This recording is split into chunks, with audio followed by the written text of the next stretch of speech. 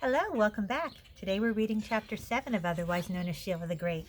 The last we met Sheila, she was taking swimming lessons and she wasn't too thrilled with them. Let's see how we go now. We go to day camp every weekday from 9 a.m. until 3. Then we go to the pool from 3:30 to 5:30. We are always so busy going somewhere that I can't believe we've been in Tarrytown for 2 whole weeks. One night before Daddy got home, I arranged my shoes in the front hall with the toes pointing towards the den. Then I hid behind the drapes and waited, but between the den and the front hall was the living room and the dining room. I heard Daddy come into the house and call, "Hello, I'm home." I hoped when he saw my shoes he would come and find me right away, because there weren't any lights on in the den and the sky was getting darker every second. It was beginning to thunder. I don't like thunderstorms. Daddy had told me a million times that the lightning isn't going to get me, and I want to believe him, but I can't. I never should have hidden so far away. I should have gone into the closet in the front hall. Then I'd be nearer to the kitchen where Libby and Mommy were. I wondered what was taking Daddy so long.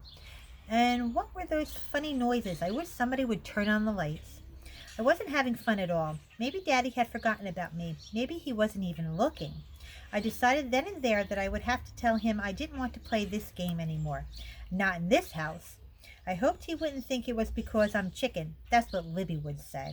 She'd make her cackling noise and laugh at me. When I couldn't stand it behind the drapes for another second, I crawled out and made my way back into the living room on all fours. Finally, Mom shouted, "Sheila, come on out right now or dinner will be ruined." I was really happy when she said that. I ran into the kitchen and told Daddy if it is going to take him that long to find me every night, we're never going to get to eat. So he agreed that we would stop our game for the summer. Now Libby will never know the truth, so she won't have to call me chicken. Every night after dinner, Daddy unchains Jennifer and lets her run around loose. He says she needs the exercise. She tears around the yard yelping. I watch from my bedroom window.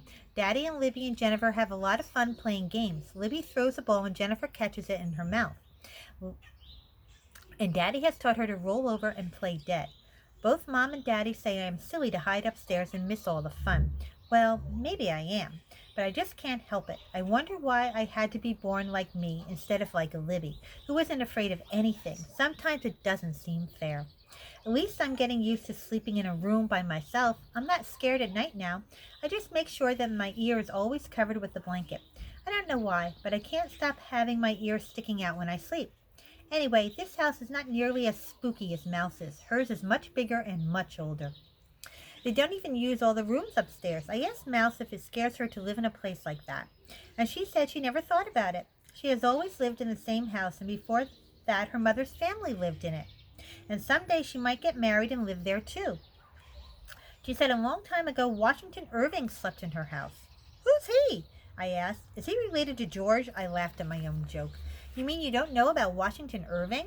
"No, I never even heard of him," I told her. "You mean you're going into 5th grade? You still never heard of Washington Irving?" "I told you no. Who is he anyway?" "Well, I just can't believe it," Mouse said. "What's wrong with those schools in New York City? If you know so much about him, why don't you tell me who he is at least?" "Oh, I will. I just can't believe you don't know already. That's all," Mouse said. "Well, he's a very famous writer." "What did he write?" I asked. "Oh, he wrote Rip Van Winkle and the Legend of Sleepy Hollow." "I heard of Rip Van Winkle," I said. "He slept for a long time, but I've never heard about Sleepy Hollow." "You never heard about Sleepy Hollow and Ichabod Crane?" "That's right," I said. "You people in Tarrytown had a lot of useless information. If this Ichabod Crane was so important, I bet I would have heard about him in New York."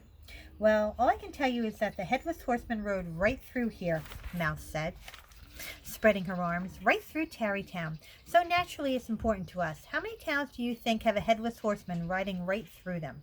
"What do you mean, headless?" I said. "Oh, he was this man on a horse and he had no head, and Ichabod Crane saw him and got very scared." "But it's just a story, right? I mean, there's no such thing as a headless horseman." "Well," Mouse said, "it's kind of a story, but I believe it. In fact, I've heard him around here lately. Have you?" "Heard what?" "The Headless Horseman. If you listen at night, you can hear this eerie noise, and that's him haunting Tarrytown." "I don't believe you," I said. "I don't care if you do or you don't. People who live in Tarrytown all year long know it's the truth." "What does he do?" I asked. "Does he kill people?"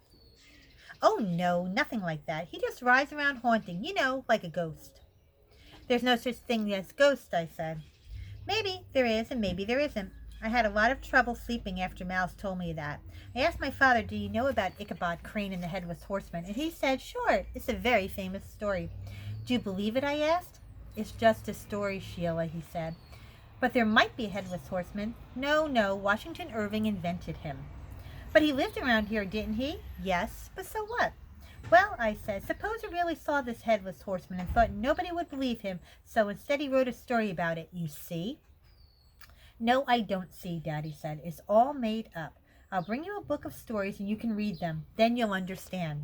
No, I shouted. I don't want to read about any Headless Horseman. After that, whenever I heard noises at night, I knew it was the Headless Horseman haunting Tarrytown. I wished it was September and we could go back to the city where there isn't room for any kind of horsemen to go haunting at night. The end of chapter 7. See you next time for chapter 8. Have a good day.